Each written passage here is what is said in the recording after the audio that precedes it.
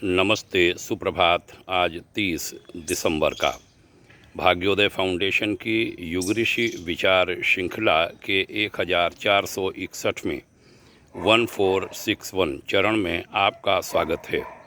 मित्रता करें पर समझ बूझकर आज की पुस्तक पृष्ठ 23 से विषय उद्धृत करता हूँ। कहा था गुरुदेव पूज्यवर आचार्य श्री राम शर्मा जी ने एक छले गए मित्र की व्यथा शीर्षक से। कहा था, बड़े उत्साहपूर्ण स्वर में मेरे मित्र बोले, अरे यार, मुझसे क्यों नहीं कहा, यह काम मैं बड़ी किफ़ायत से करा सकता हूँ। मेरे एक दोस्त का लड़का रेडियो रिपेयर का काम घर पर करता है। बच्चों ने सुना तो वे भी आग्रह करने लगे। मुझे सस्तेपन का कुछ लालच हो गया। सस्ते में काम कराने और मित्र की सच्चाई से प्रभावित होकर रेडियो मैकेनिक के यहाँ दुरुस्त होने हमने रेडियो भेज दिया। एक सप्ताह गुजर गया पर रेडियो की मरम्मत नहीं हुई।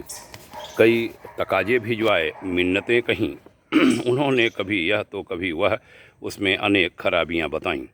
हम इन बातों को कुछ नहीं समझते थे, उससे अनभिज्ञ थे। वह कहने लगे, इसमें अमुक अमुक वस्तुएं बाजार से खरीद कर लगानी होंगी। 80 रुपये का खर्चा आएगा, आप कहें तो खरीद कर लगवा दूं। 80 रुपये सुनकर मैं सन्न रह गया। इतने रुपए का यकाएक प्रबंध करना उस समय मेरे लिए संभव नहीं था। अब स्थिति यह भी थी कि रेडियो खुला पड़ा था, पुर्जे पुर्जे अलग अलग थे। उसे खुला हुआ मैं करता भी क्या।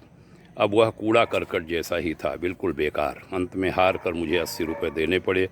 रेडियो बजने लगा, लेकिन वह उसके पीछे खुला हुआ था, उसके पीछे की ओर से। बाद में किसी अन्य जानकार व्यक्ति ने देखा तो बताया कि इसमें कोई नया पुर्जा नहीं लगा है। मुझे बड़ी पीड़ा हुई। बहनों भाइयों, कई बार मित्र ठगते हैं अपने सीधे सच्चे दोस्तों को। इसको हमने भी जीवन में अनेक बार देखा है। अपने लोग छल जाते हैं जिनको हम अपना मानते हैं। ये पैसे का बहुत अजीब सा खेल होता है। पैसा बचाने के चक्कर में, पैसा चुराने के चक्कर में बड़े अच्छे अच्छे दिखने वाले लोग वह बेईमानी कर जाते हैं। यह बिल्कुल उचित नहीं है। जो भरोसा करता है उसका भरोसा कभी नहीं तोड़ना चाहिए। ईश्वर करे ऐसी सद्बुद्धि सब में आए।